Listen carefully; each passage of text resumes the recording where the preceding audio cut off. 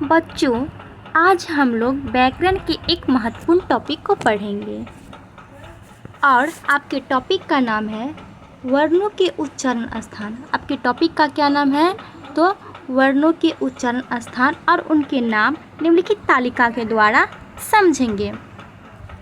यहाँ पे लिखा है उच्चारण स्थान, वर्णों के नाम, उच्चारित वर्ण अर्थात कौन सा वर्ण का उच्चारण किस स्थान से होता है और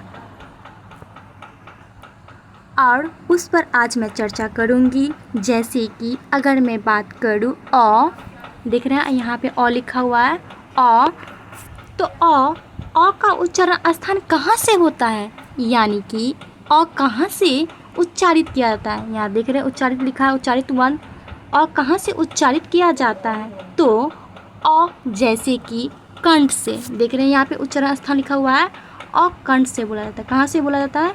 तो कंठ से बोला जाता है, कंठ से बोला जाता है। तो इसीलिए अ, देख रहे हैं यहाँ पे अ लिखा है, आ का वर्ग, ह और विसर्ग को कंठे वर्ण कहते हैं। कौन सा वर्ण कहते हैं? तो कंठे वर्ण कहते हैं। आ का वर्ग, ह और विसर्ग को कौन सा वर्ण कहते हैं? तो कंठे वर्ण कहते हैं। इस सब का उच्चारण कहाँ से किया जाता है? तो कंठ से किया जाता है। कहाँ से किया जाता है? कंठ से। इसीलिए हम इसे कंठे वर्ण कहते हैं। कौन सा वर्ण कहते हैं? तो कंठे वर्ण कहते हैं। आगे उच्चारित वर्ण है हर्षी, दीर्घी, चवर्ग, य और तालव्य श। मतलब इतना जो लिखा है उच्चारित वर्ण में, मतलब हर्षी, दीर्घी, चवर्ग या तालव्य श, मतलब इतना का जो उच्चारित वर्ण है, इसका उच्चारण कहाँ से करते हैं? तो तालु से करते हैं। कहाँ से करते हैं? तालु से करते हैं। इसीलिए हम इन्हें क्या कहते हैं? तो तालव्य वर्ण कहते हैं। कौन सा वर्ण कहते हैं? तालव्य वर्ण कहते हैं। एक बार और देख लीजिए, हर्षी, दीर्घी, चवर्ग, य और तालव्य श। तालव्य श का जो उच्चारण स्थानीय कहाँ से करते हैं? तो तालु से करते हैं। कहाँ से करते हैं? तालु से। इसलिए हम इन्हें क्या कहते हैं? तो तालव्य वर्ण कहते हैं। कौन सा वर्ण कहते हैं? तालव्य वर्ण कहते हैं।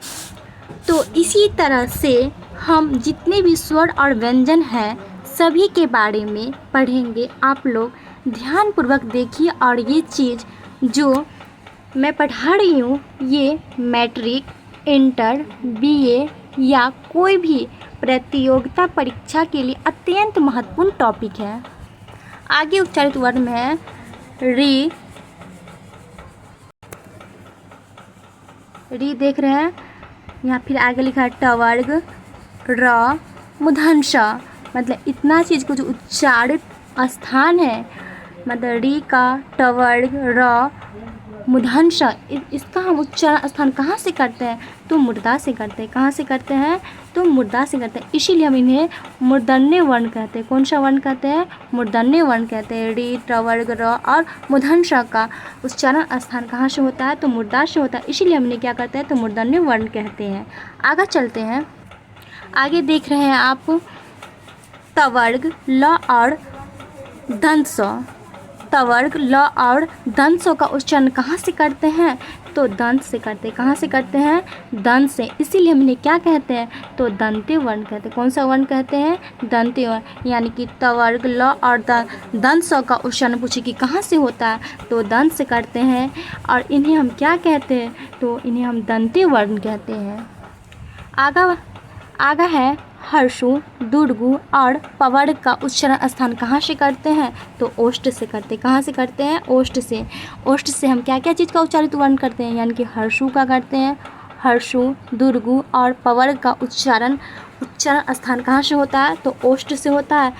इसीलिए हम इन्हें क्या कहते हैं? तो ओष्ठ्य वर्ण कहते हैं। क्या कहते हैं? ओष्ठ्य वर्ण कहते हैं। आगे है, जैसे कि आगे देख रहा पंचमा अक्षर देख रहे हैं अनुस्वार।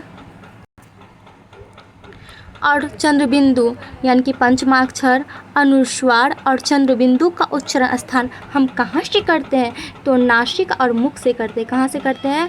तो नासिक और मुख से करते हैं। नासिक और मुख से क्या क्या चीज़ का उच्चारण करते हैं हम? तो पंचमा अक्षर का करते हैं, अनुस्वार और चंद्रबिंदु का उच्चारण स्थान जो है वो नासिक और मुख से करते हैं, इसीलिए हम इन्हें क्या कहते हैं? तो अनुनासिक वर्ण कहते हैं। क्या कहते हैं? अनुनासिक वर्ण कहते हैं। आगे देख रहे हैं ए तथा ऐ। ए तथा ऐ का उच्चारण हम कहाँ से करते हैं? तो कंठ और तालु से करते हैं। कहाँ से करते हैं? ए तथा ऐ का उच्चारण कहाँ से करते हैं? कंठ और तालु से करते हैं, इसीलिए हम इन्हें क्या कहते हैं? तो कंठ तालव्य वर्ण कहते हैं। कौन सा वर्ण कहते हैं? तो कंठ तालव्य वर्ण कहते हैं। ए तथा ऐ का उच्चारण हम कंठ और तालु से करते हैं, इसलिए हम इन्हें क्या कहते हैं? तो कंठ तालव्य वर्ण कहते हैं। आगे देख रहे हैं आप ओ तथा औ। ओ तथा औ का जो उच्चारण करते हैं वो कहाँ से करते हैं? तो कंठ और ओष्ठ से करते हैं। क्या चीज़ से करते हैं? कंठ और ओष्ठ से करते हैं। कंठ और ओष्ठ से ओ तथा औ का उच्चारण करते हैं, इसीलिए हम इन्हें क्या कहते हैं? तो कंठोस्य वर्ण कहते हैं। कौन सा वर्ण कहते हैं? कंठोस्य वर्ण कहते हैं। मतलब ओ तथा औ का उच्चारण हम कहाँ से करते हैं? तो कंठ और ओष्ठ से करते हैं, इसीलिए हम इन्हें क्या कहते हैं? तो कंठोस्य वर्ण कहते हैं। आगे लिखा हुआ है कि व का उच्चारण जो है कहाँ से करते हैं? व का उच्चारण स्थान हम कहाँ से करते हैं? तो दंत और ओष्ठ से करते हैं। व का उच्चारण हम कहाँ से करते हैं? तो दंत और ओष्ठ से करते हैं, इसलिए हमने क्या कहते हैं? तो दंतोष्य वर्ण कहते हैं। कौन सा वर्ण कहते हैं? तो दंतोष्य वर्ण कहते हैं। आज के लिए इतना ही।